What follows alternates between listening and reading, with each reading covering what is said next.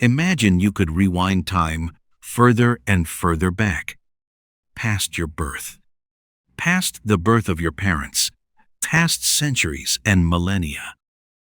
You would see wars running backward, cities shrinking and disappearing, forests growing where civilizations once stood. You would see people suddenly putting away their smartphones, making their cars disappear, leaving their houses, and going back into the wilderness.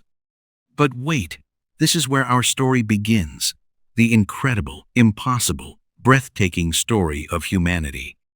A story of 7 million years of evolution, which at this very moment, right now, while you are hearing these words, has reached its temporary peak.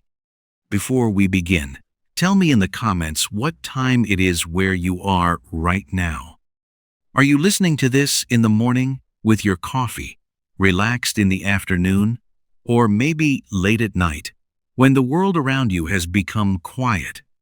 And also, write which country you come from, because our story is a global story that connects all of us, no matter where we are.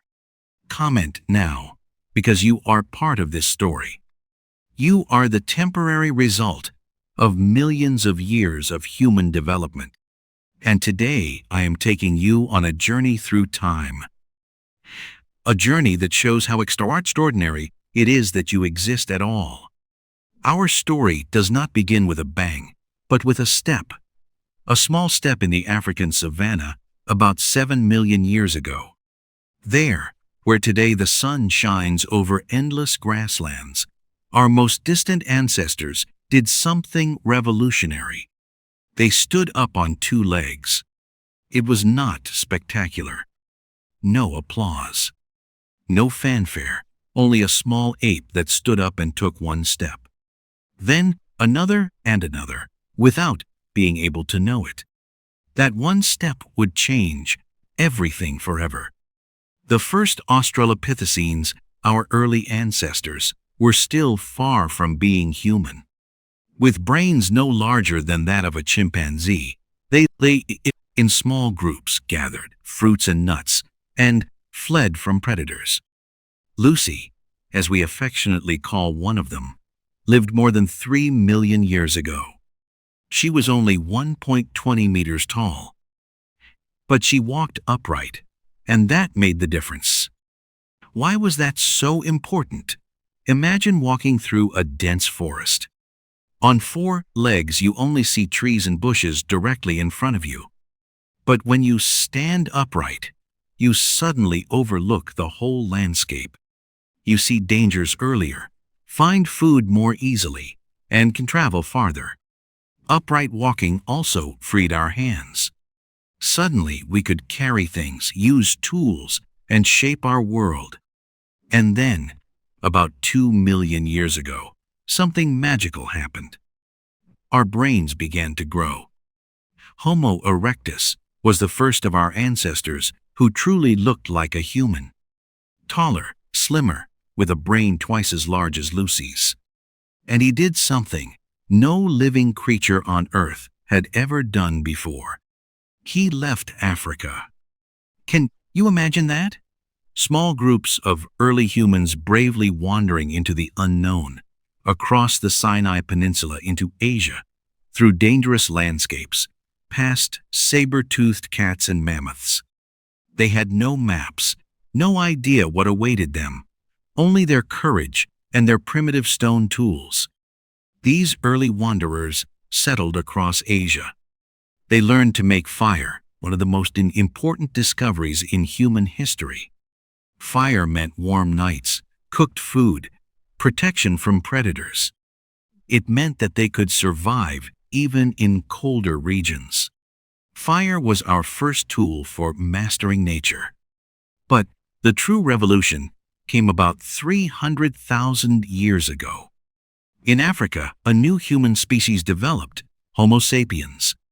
We humans, who looked just like you and me today, with the same brain size, the same body form, and the same cognitive abilities. What made us so special? It was not only our large brain. Chimpanzees are intelligent too. It was our ability for complex communication, abstract thinking, and imagination. We could imagine things that did not exist. We could tell stories, believe in gods, and forge complex plans. About 70,000 years ago, we too left Africa. But this time it was different. This time we did not only conquer new territories, we transformed them. Everywhere modern humans arrived, the great animals died out. Mammoths, saber-toothed cats, giant sloths. They all disappeared after we appeared. We were the first living beings to change the ecosystem of the entire Earth. We migrated into Asia and Europe, where we encountered the Neanderthals, our cousins, who had already lived there for hundreds of thousands of years. For a long time, we thought we had displaced or exterminated them. Today we know that we mixed with them. If you are of European ancestry, you still carry about 1 to 4% Neanderthal DNA in you. But we went even farther. About 65,000 years ago, we reached Australia. That was an incredible achievement because between Asia and Australia lay a wide ocean. We had to build boats, learn to navigate, and find the courage to sail beyond the horizon without knowing what was there. These first seafarers were true pioneers, adventurers who laid the foundation for all later voyages of discovery. About 15,000 years ago, we finally reached America. Across a land bridge between Siberia and Alaska, small groups migrated into the New World. Within only a few thousand years, a blink of an eye in history, their descendants settled the whole continent, from Alaska to the tip of South America. With that, we had done it. From a small ape species in Africa, we had become what we are today, the only species that has settled every corner of the Earth. From the Arctic to the Antarctic, from the highest mountains to the deepest deserts. We were everywhere. For hundreds of thousands of years, our ancestors lived as hunters and gatherers. They moved around in small groups, hunted wild animals, and gathered wild plants. It was a hard life, but also a free one. No bosses, no taxes, no 9-to-5 jobs. Anthropologists sometimes call it the original affluent society because these people had everything they needed and worked only a few hours a day. But about 12,000 years ago, something happened that changed everything. In the Near East, in an area we today call the Fertile Crescent, people made a discovery that would change the world forever. They learned to cultivate plants. It probably began by accident. Someone noticed that where grains had fallen to the ground, new plants grew the next year. A clever mind thought, what if we did this on purpose? And so agriculture began. Wheat, barley, lentils, peas, these plants transformed nomadic hunters into settled farmers.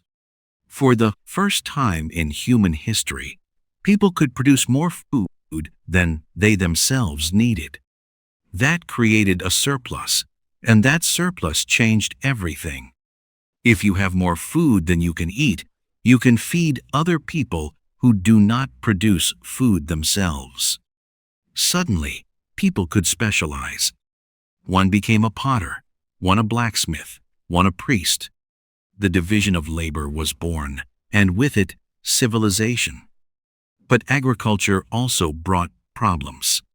Hunters and gatherers were healthier, taller, and had better teeth. Farmers suffered from malnutrition because they lived mainly on grain. They worked harder, lived closer together, and diseases spread faster.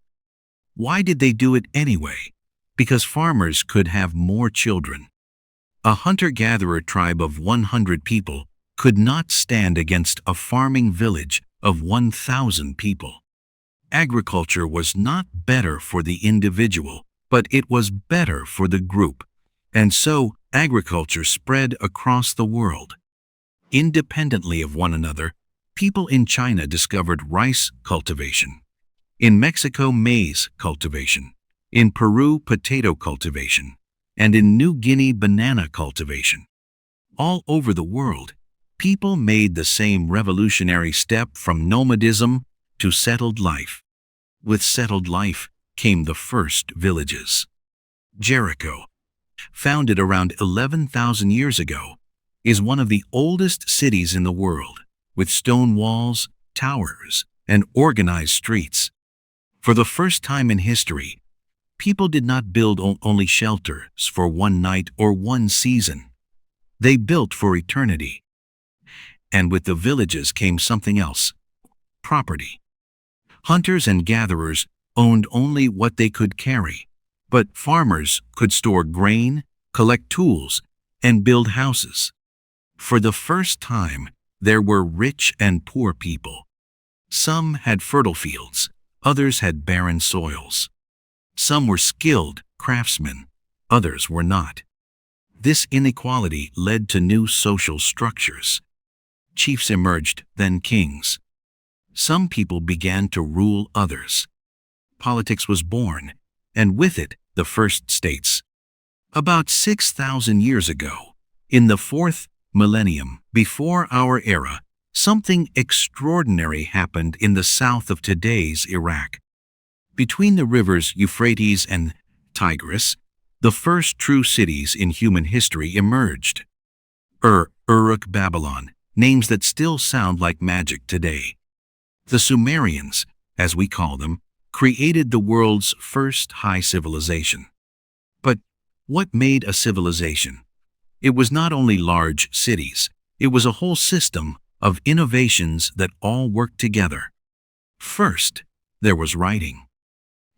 Imagine living in a world without written words. All knowledge, all stories, all laws must be passed down orally. When the wise person dies, their knowledge dies with them. The Sumerians solved this problem by beginning to carve symbols into clay tablets. At first they were only pictures, a circle for the sun, a wavy line for water. But slowly, these pictures became more abstract, until they could represent sounds and finally complex thoughts. The invention of writing was as revolutionary as the invention of the internet. Suddenly, knowledge could be stored, copied, and transmitted over great distances. A Sumerian in could send a message to a Sumerian in Uruk without traveling personally. Contracts could be written, laws recorded, history documented. With writing came bureaucracy. For the first time in history, there were officials whose only task was to keep records. They noted who had delivered how much grain, who owed taxes, and who had received which punishments. Civilization needed organization, and organization needed scribes. But the Sumerians invented much more. They developed the wheel, one of humanity's most important tools. With wheels, heavy loads could be transported, potter's wheels could be turned, and later entire cities could be supplied with carts. They invented the plow, which revolutionized agriculture. They developed mathematics, the sexagesimal system, which we still use today when we divide time into 60 seconds and minutes. At the same time, other great civilizations also emerged. In Egypt, on the Nile, the pharaohs built their eternal pyramids. These monumental tombs remain a mystery to us, even today. How could people 5,000 years ago, without machines and without modern tools, build such perfect structures? The Great Pyramid of Giza consists of more than 2 million stone blocks, each heavier than a car. It was the tallest building in the world for more than 3,000 years. But the pyramids were more than just tombs. They were symbols of power, proof of a civilization's ability to organize. Tens of thousands of workers had to be coordinated, fed, and housed. Quarries had to be opened, transport systems developed, and complex construction plans created. Pyramids showed the world, here is a civilization that can make the impossible possible. In the Indus Valley, in today's Pakistan and northern India, cities such as Harappa and Mohenjo-Daro emerged at the same time. This civilization was in some ways more modern than the others. They had running water, sewage systems, and planned streets. Their cities were laid out geometrically, with broad main roads and right-angled side streets. They developed a standardized system of weights and measures that applied across the whole realm. In China, along the Yellow River, another great civilization emerged. The early Chinese developed a unique script that is still used today. They invented silk, porcelain, and paper. They built the first compasses, developed acupuncture, and created complex philosophical systems. What all these civilizations had in common was their ability to cooperate on a large scale. In a hunter-gatherer society, everyone knew everyone. But in a city with thousands of inhabitants, that was impossible. How could so many strangers work together? The answer was shared myths, shared stories, shared gods. The Sumerians all believed in the same gods, followed the same laws, and used the same currency. These shared beliefs made it possible for strangers to trust one another, for complex trade relationships to arise, and for great construction projects to be carried out. Religion was central to this. In every city there was a temple, often the largest and most magnificent building. The priests were not only religious leaders, but also administrators, judges, and teachers. They preserved knowledge, organized rituals, and mediated disputes. Religion was the glue that held society together. But these early civilizations were also brutal. Slavery was normal. Women had few rights. Wars were frequent and cruel. The famous Code of Hammurabi, one of the first written law codes, contained drastic punishments: an eye for an eye, a tooth for a tooth. Civilization brought progress, but it also brought new forms of injustice. Over time, civilizations became larger, more powerful, and more aggressive. It was no longer enough to rule only one's own city. Kings dreamed of conquering whole countries, whole continents. The age of the great empires began. One of the first truly large empires in history arose in the first millennium before our era in Assyria. The Assyrians were masters of warfare. They developed new weapons technologies, new siege machines, and new tactics. Their armies were feared from Egypt to Iran. But they did not rule only through fear. They were also skilled administrators who created a functioning imperial administrative system. They were followed by the Babylonians under King Nebuchadnezzar, who was associated with the famous Hanging Gardens, one of the 7 wonders of the ancient world. Babylon became the largest city in the world, a melting pot of different cultures and religions. But the greatest empire of the Near East was the Persian Empire. Under Cyrus the Great and his successors, it stretched from India to Greece, from Egypt to the Caucasus.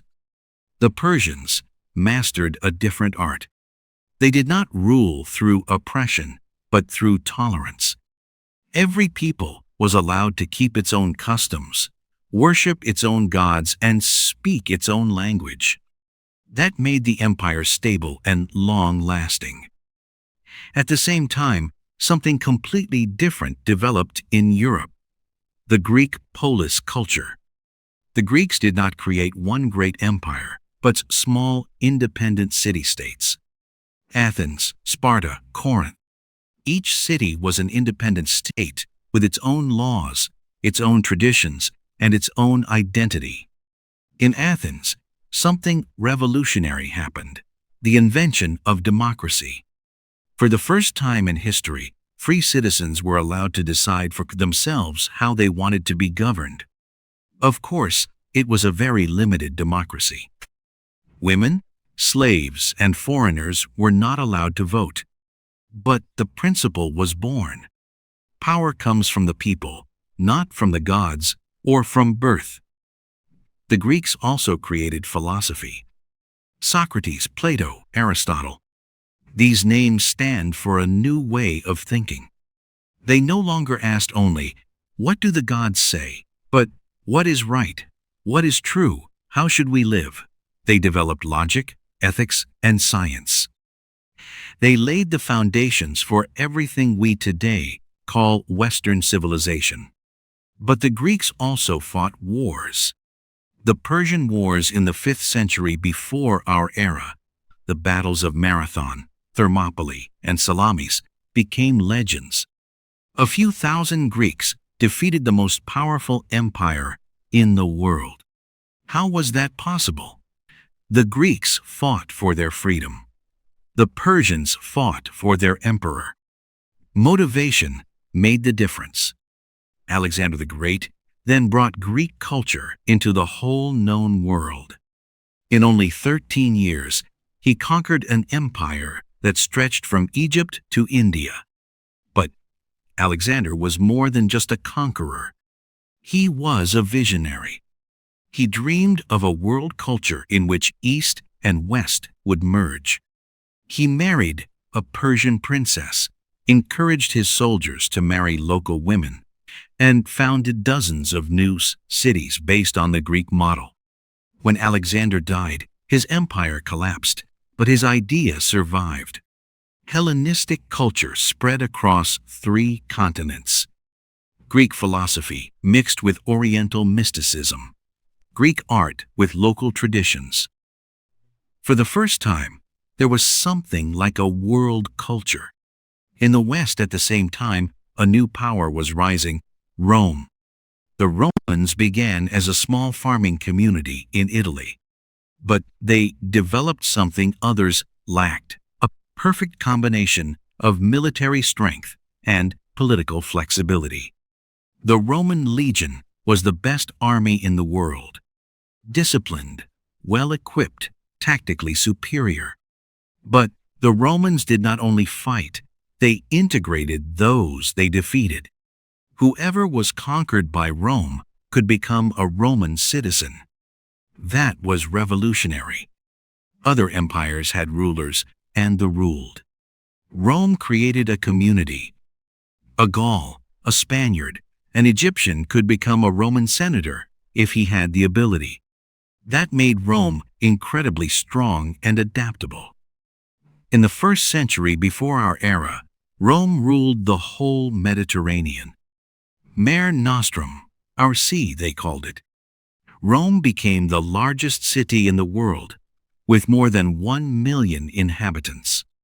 The Colosseum, the baths, the aqueducts. Roman engineering was unmatched. But the Roman Empire was more than just power and splendor. For the first time, it created a functioning legal system. Roman law became the foundation of all later European legal systems. It developed an efficient administration, a road network that crossed all of Europe, and a trade system that stretched from Britain to Sudan. In this Roman peace, the Pax Romana, something new emerged: Christianity.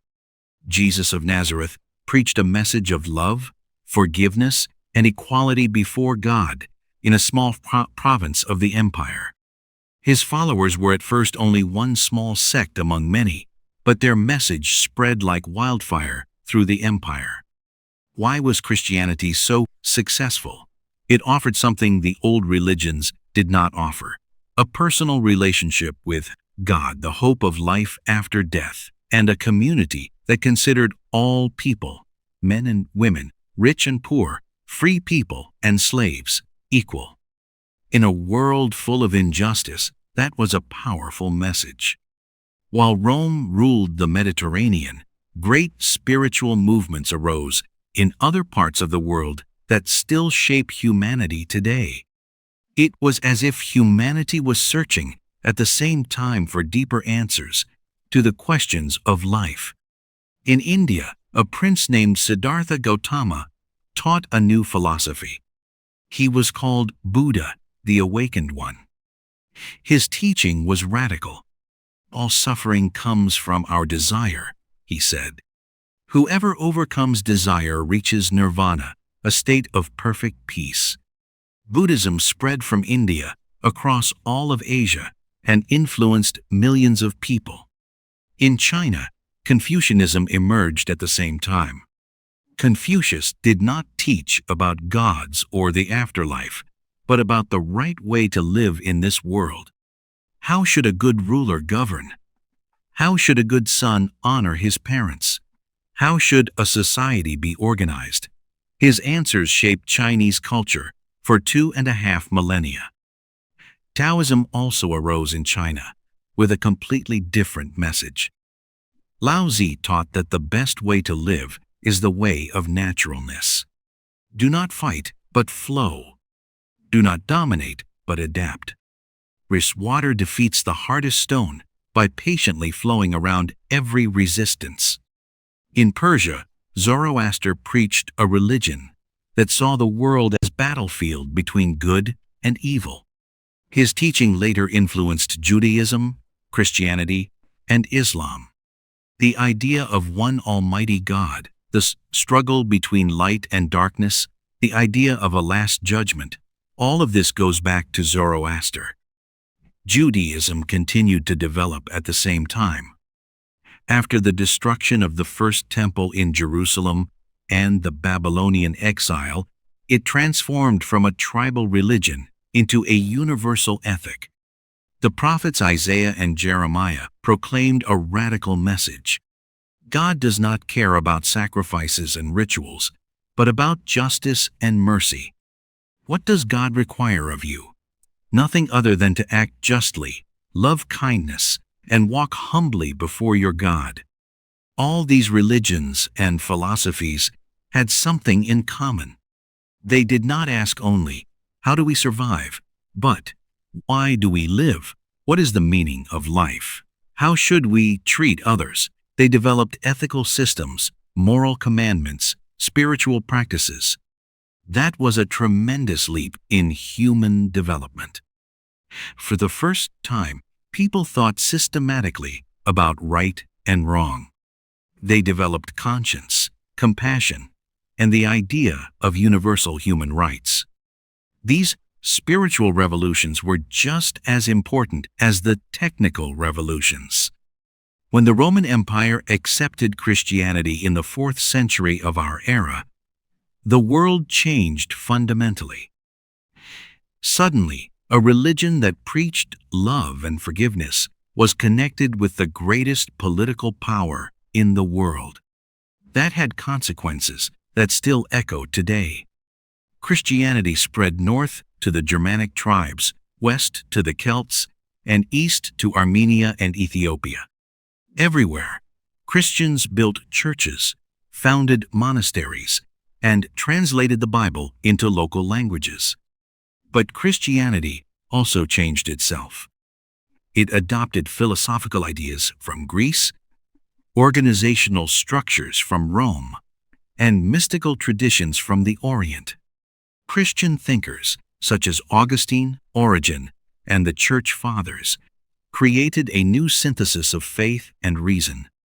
In the 7th century of our era, a new religion arose in the Arabian desert, one that would conquer the world: Islam. Muhammad, a merchant from Mecca, proclaimed a message whose clarity was compelling. There is only one God, and all people are equal before him.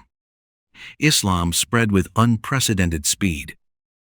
Within 1 century, the Islamic Empire stretched from Spain to India, from the Sahara to the Caucasus. How was that possible?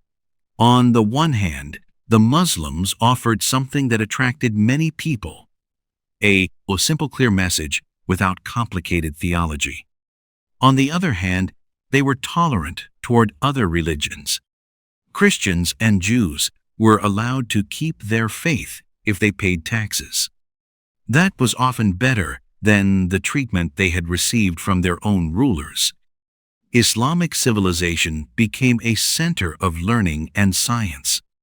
In Baghdad, Cordoba, and Cairo, great libraries and universities emerged. Muslim scholars translated the works of Greek philosophers into Arabic and commented on them. They developed algebra, improved astronomy, and founded modern medicine. Names such as Al-Khwarizmi, Avicenna, and Averroes stand for a time when the Islamic world was humanity's scientific leader.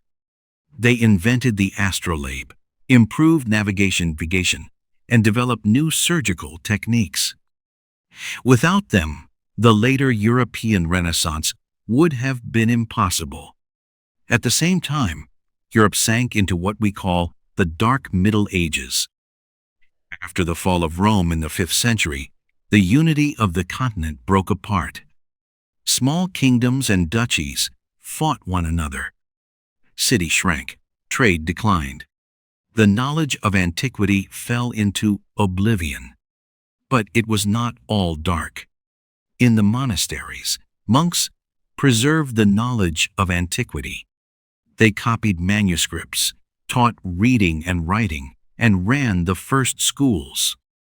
The monastery became a center of education and culture. The church became the unifying force of Europe. Whether in England or Hungary, in Norway or Italy, everywhere the Mass was in Latin, everywhere the same moral principles applied. Everywhere, the Pope was recognized as the spiritual head. In the 11th century, Europe began to recover. The population grew, new cities emerged, trade flourished. Great cathedrals were built, architectural wonders that still impress today. Notre Dame, Westminster Abbey, Cologne Cathedral. These buildings showed that Europe was once again capable of great achievements. The Crusades, which began in the 11th century, brought Europe back into contact with the outside world. Nominally, the goal was to liberate the Holy Land from the Muslims. In reality, the Crusades opened Europeans' eyes to the riches and knowledge of the Orient. Crusaders brought new spices, new fabrics, and new technologies home with them. They learned from Muslims the art of soap making, new methods of agriculture, and advanced mathematics. Paradoxically, the Crusades, which were actually religious wars, contributed to the secularization of Europe. During this time, the first universities also emerged: Bologna, Paris, Oxford. Here, professors taught not only theology, but also law, medicine, and philosophy. The scholastics, thinkers such as Thomas Aquinas, tried to reconcile faith and reason. They studied Aristotle, discussed logic and ethics, and laid the foundations for modern science. At the same time, China experienced a golden age under the Song dynasty. The Chinese invented gunpowder, the compass, and the printing press, technologies that would later change the world. They developed a highly complex bureaucracy, a sophisticated examination system for officials, and a functioning paper money system. But then came the Mongols. Under Genghis Khan and his successors, these nomadic tribes from the steppe conquered the largest contiguous empire in world history. From Korea to Hungary, from Siberia to India, Mongol rule extended. The Mongols were brutal. Whole cities were leveled to the ground. Millions of people were killed. but they also created something valuable. For the first time since the Roman Empire, there was again a functioning system for trade between East and West. The Silk Road flourished. Goods, ideas, and technologies flowed between continents. Marco Polo was only one of many travelers who used the new peace to explore distant lands. His reports about China fascinated Europeans and awakened their dreams of distant riches. In the 14th and 15th centuries, Europe awoke from its medieval slumber. In Italy, in cities such as Florence, Venice, and Rome, the Renaissance began, the rebirth of ancient culture. Rich merchants such as the Medici financed artists and scholars. Artists such as Leonardo da Vinci, Michelangelo, and Raphael created masterpieces that are still admired today. But the Renaissance was more than an artistic movement. It was a new way of thinking. The humanists rediscovered the Greek and Roman authors. They studied Plato and Aristotle in the original, no longer only in medieval commentaries. They began to place the human being at the center of their reflections. Man is the measure of all things became the motto of a new age. This new way of thinking changed everything. Artists began to paint realistically, with perspective and anatomical accuracy.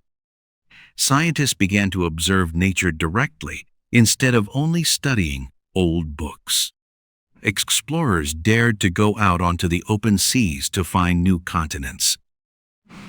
The invention of the printing press by Johannes Gutenberg around 1450 revolutionized the spread of knowledge. Suddenly, books could be produced in large quantities. Ideas spread faster than ever before. Education was no longer only a privilege of the rich and powerful. The printing press also made the Reformation possible. When Martin Luther nailed his 95 Theses to the castle church in Wittenberg, he probably thought only of a local discussion about abuses in the church. But his ideas were printed, translated, and spread throughout Europe. The Reformation split Christian Europe, but it also produced important ideas: freedom of conscience, the right of the individual to decide about his own faith, and the emphasis on personal responsibility. These ideas would later form the foundation for democracy and human rights. The religious wars that followed the Reformation were devastating. In the 30 Years' War, Germany lost a third of its population. But from this chaos, a new principle finally emerged: religious tolerance. When people of different confessions had to live together, they learned to respect their differences. Parallel to the Renaissance, the Age of Discovery began. European seafarers dared to go onto the oceans in order to find new trade routes and conquer new lands. Christopher Columbus wanted to reach India by sailing west. Instead, he discovered America, even though he believed until his death that he had landed in Asia. Vasco da Gama found the sea route to India around Africa. The Magellan-Elcano expedition completed the first circumnavigation of the world and finally proved that the Earth is a sphere. These discoveries fundamentally changed the world. For the first time in history, all continents were connected with one another. The first truly global trading system emerged. Silver from America financed Spanish world trade. Spices from Asia came onto European tables. New plants, potatoes, tomatoes, maize, revolutionized nutrition all over the world. But this first globalization also had a dark side. The European conquerors brought diseases against which the indigenous people had no immunity. In America, up to 90% of the indigenous population died from smallpox, measles, and other introduced diseases. Whole civilizations, the Aztecs, the Inca, disappeared within a few decades. The conquerors plundered the riches of the new lands.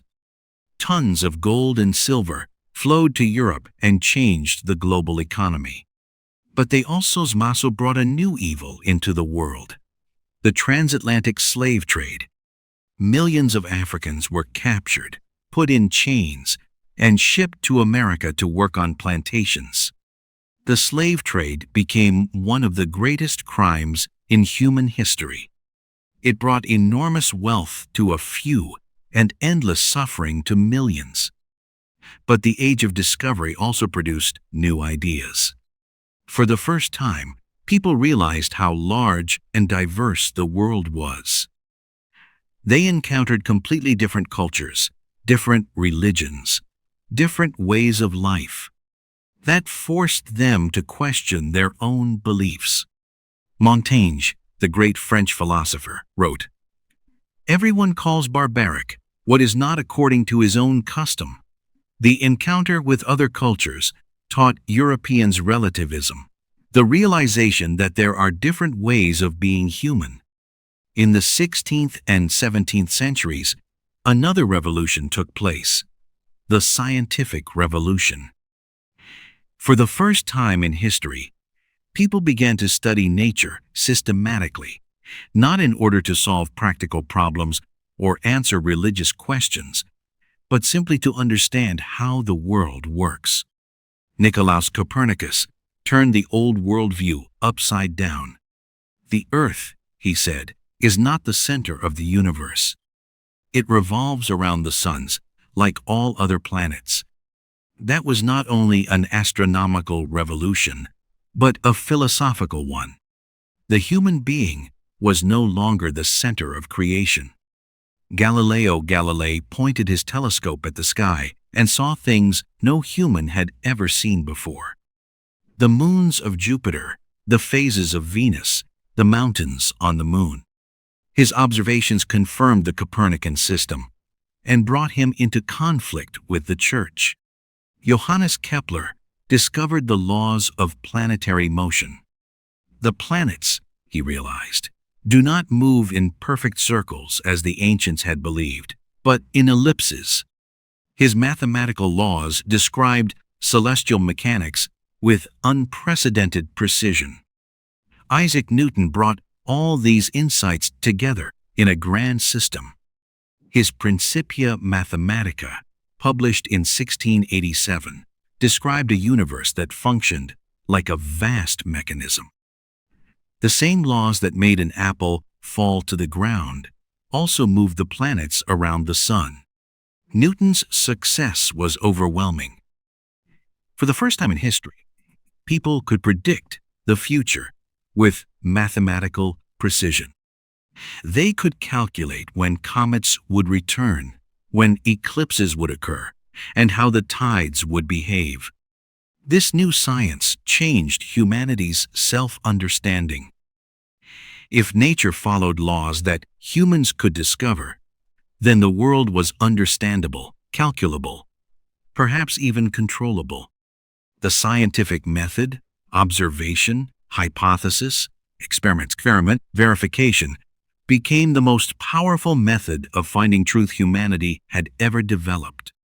Parallel to astronomy, other sciences developed. William Harvey discovered the circulation of the blood.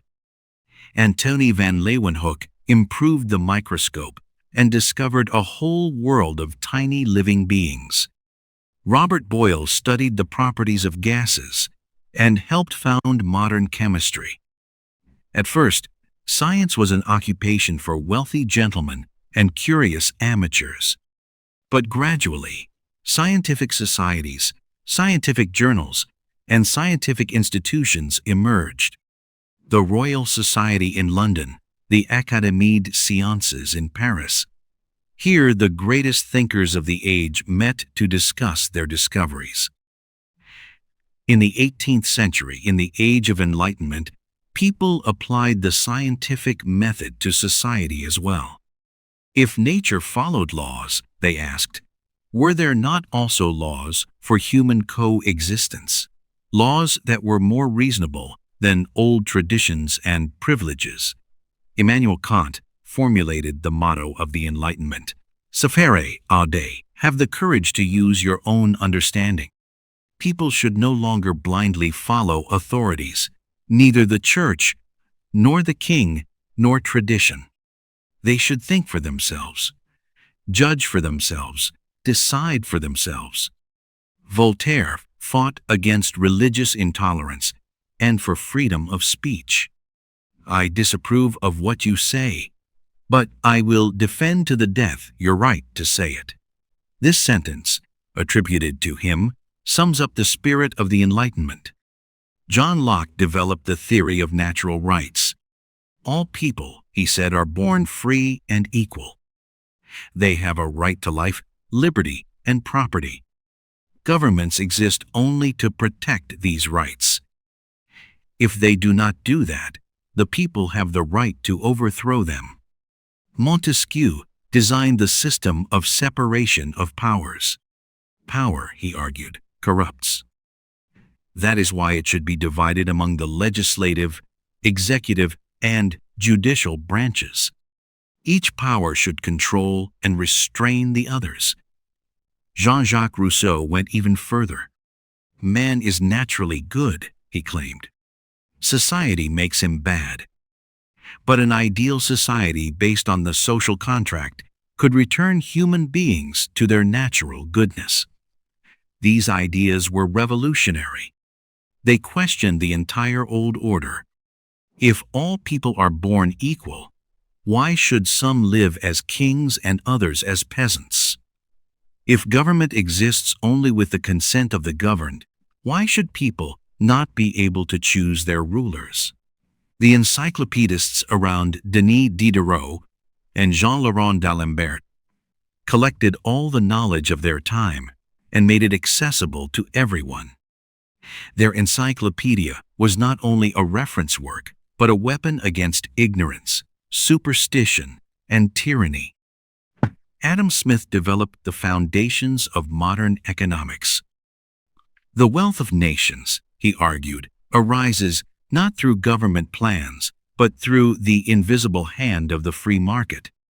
If everyone follows his own interest, society as a whole ultimately benefits. These ideas of the Enlightenment spread through the salons of Paris, the coffee houses of London, and the universities of Europe. They inspired an entire generation of revolutionaries and reformers. The ideas of the Enlightenment did not remain only theory. In the late 18th century, people put them into practice, with revolutionary consequences. The American Revolution began as a tax dispute. The British colonists refused to pay taxes without being represented in the British Parliament. No taxation without representation was their battle cry. But from this practical conflict, something much greater developed: the first modern struggle for democracy and human rights. The Declaration of Independence of 1776 was a revolutionary document. "We hold these truths to be self-evident," Thomas Jefferson wrote, "that all men are created equal, that they are endowed by their Creator with certain unalienable rights, among them life, liberty, and the pursuit of happiness." For the first time in history, a nation claimed that its power came not from God or tradition, but from the people. The United States created a constitution based on the separation of powers, with an elected president, an elected Congress, and independent judges. It was an experiment. Nobody knew whether a democracy could function in such a large country. But it worked despite all its problems and contradictions, including the shameful fact that many of the founding fathers themselves owned slaves. The French Revolution was more radical and bloodier.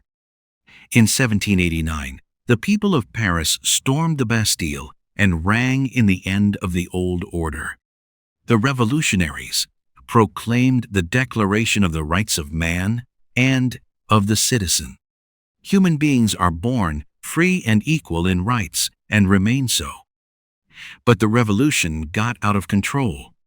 During the Reign of Terror, thousands were guillotined, including King Louis XVI and Queen Marie Antoinette. The revolution devoured its own children. Even Robespierre, the leader of the Terror, was eventually executed himself. From the chaos of the revolution rose Napoleon Bonaparte. He was a military genius who conquered all of Europe, but he was also a child of the revolution. Everywhere his armies went, they abolished old privileges, introduced modern legal systems, and freed peasants from serfdom. Napoleon eventually fell, but his ideas survived. The 19th century became the century of nation-states and constitutional monarchies. Everywhere in Europe, people fought for national independence and democratic rights. The Latin American countries freed themselves from Spanish and Portuguese rule. Simón Bolívar and other revolutionary heroes created new republics based on the American model. The Greeks freed themselves from Ottoman rule. The Poles, Hungarians, and Italians fought for their national unity. Not all of these revolutions were successful. Many ended in disappointment or new tyranny. But the idea was now in the world that peoples have the right to determine their own destiny, that power should come from the people, not from above. While Europe was shaken by political revolutions, another, perhaps even more important revolution was taking place in England, the Industrial Revolution. It began quietly in the textile factories of Manchester and Birmingham, but it changed the way people live and work more fundamentally than all political upheavals. The invention and improvement of the steam engine by James Watt was the turning point. For the first time in history, humans had a source of power stronger than water, wind, or muscle power. Machines could work day and night without becoming tired, without needing breaks. First, steam power revolutionized textile production. Machines could produce in a few hours as much cloth as a craftsman could make in weeks. Costs fell dramatically. Clothing, which had once been a luxury, became affordable for ordinary people. Then came the railways.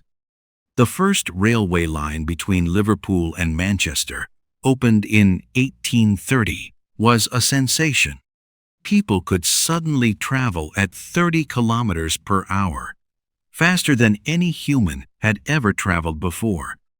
Distances shrank, markets expanded, the world became smaller. Industrialization also fundamentally changed society. Millions of people moved from the countryside to the new industrial cities. Manchester, which in 1800 had still been a small market town, had 500,000 inhabitants 50 years later. But life in the industrial cities was hard. Workers toiled 14 hours a day in dark, dirty factories.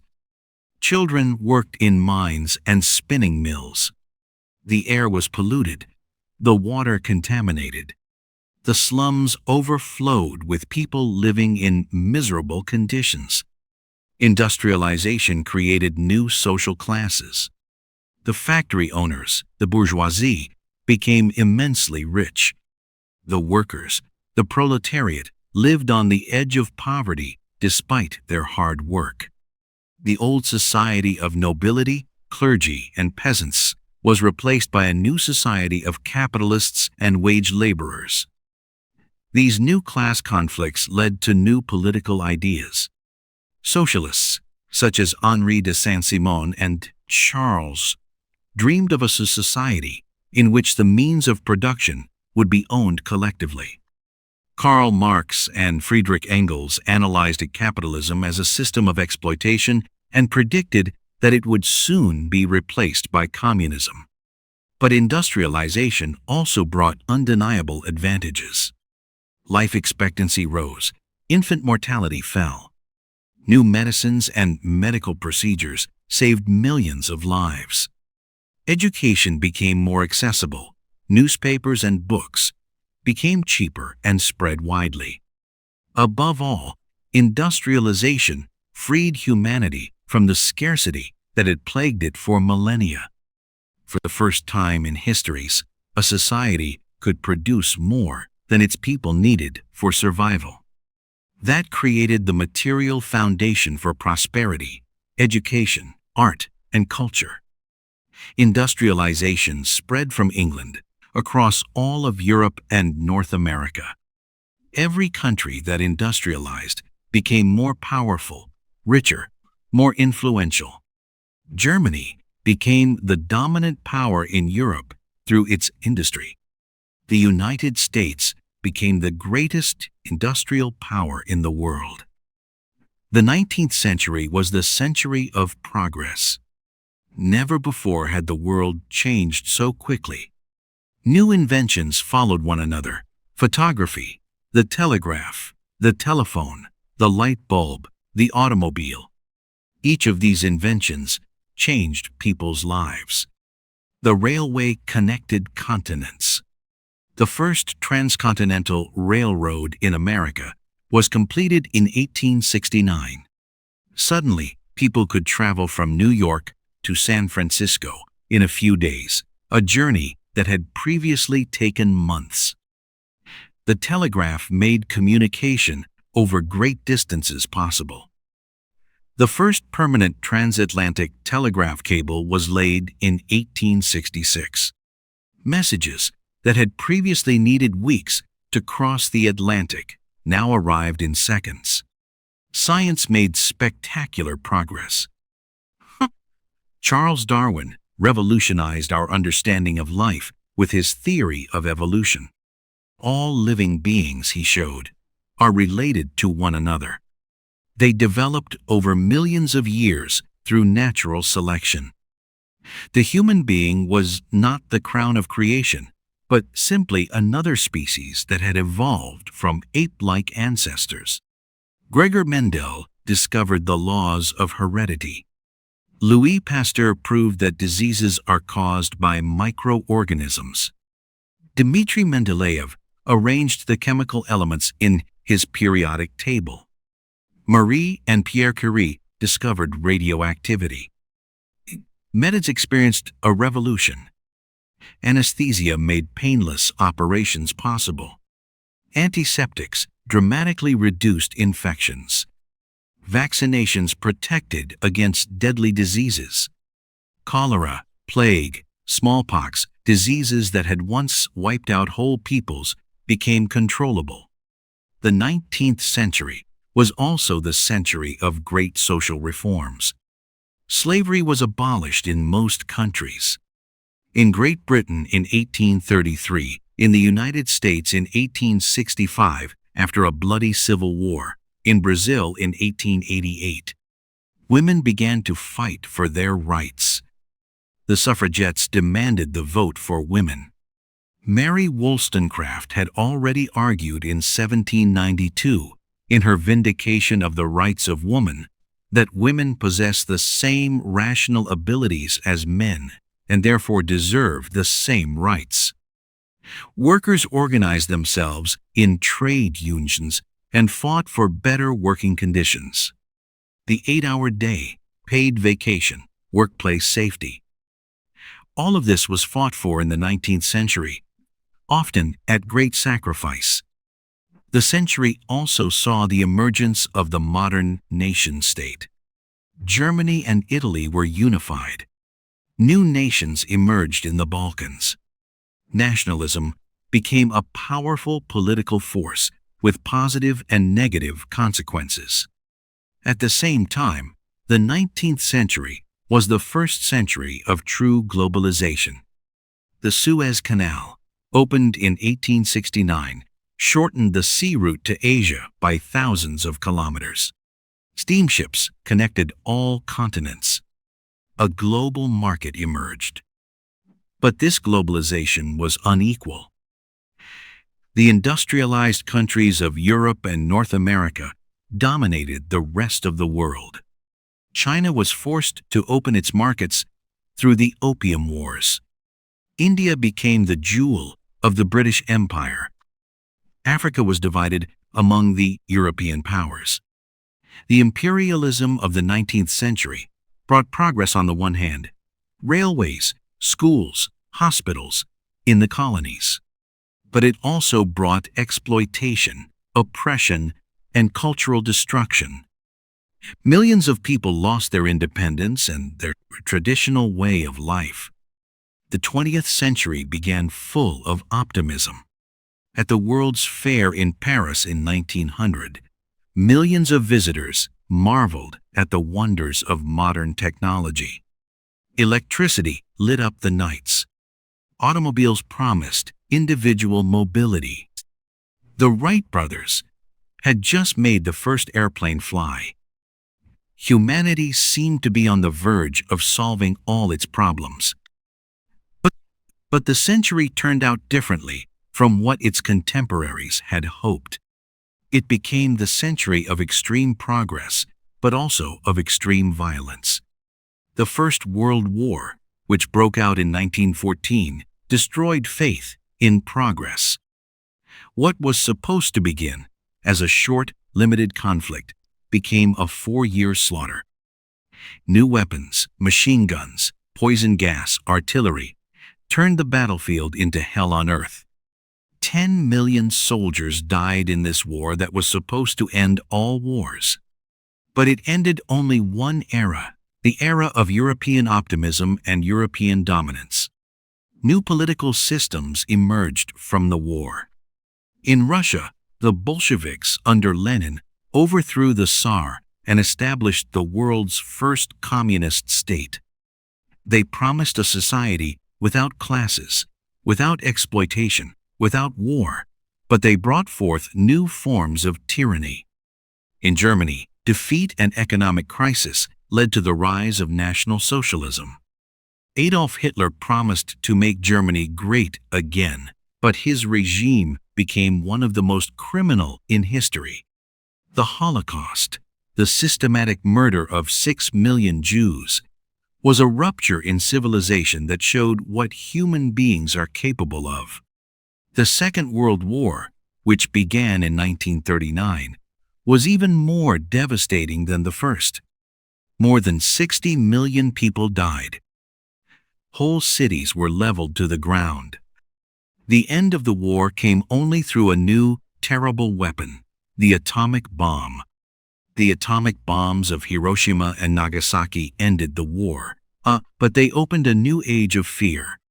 For the first time in history, humanity possessed the power to destroy itself. The Cold War between the United States and the Soviet Union brought the world several times to the brink of nuclear war. But the 20th century also brought unprecedented progress. Average life expectancy rose from about 50 years at the beginning of the century to more than 70 years by the end of the century. Diseases that had once been death sentences became curable. Antibiotics saved millions of lives. The discovery of the structure of DNA by Watson and Crick laid the foundation for modern genetics. Computers revolutionized the way we work and communicate. The Internet connected the world in a way that would have been unimaginable only a few decades earlier. Human beings left the Earth. Neil Armstrong became the first human to step onto the moon in 1969. "One small step for a man, one giant leap for mankind," he said. These words symbolized the unshakable human drive to overcome limits and make the impossible possible. The century also saw great social revolutions. Women won the right to vote and equal rights. The civil rights movement in the United States ended racial segregation. Martin Luther King dreamed of a world in which people would be judged not by the color of their skin, but by the content of their character. Decolonization freed millions of people from European rule. India, the jewel of the British Empire, became independent in 1947. Africa freed itself in the 1950s and 1960s. New nations emerged and searched for their own path between East and West. But the century ended with new hopes. The Berlin Wall fell in 1989. The Soviet Union dissolved. The Cold War was over. Francis Fukuyama proclaimed the end of history, the final triumph of liberal democracy. The 21st century began with a shock. The attacks of September 11, 2001 showed that even the most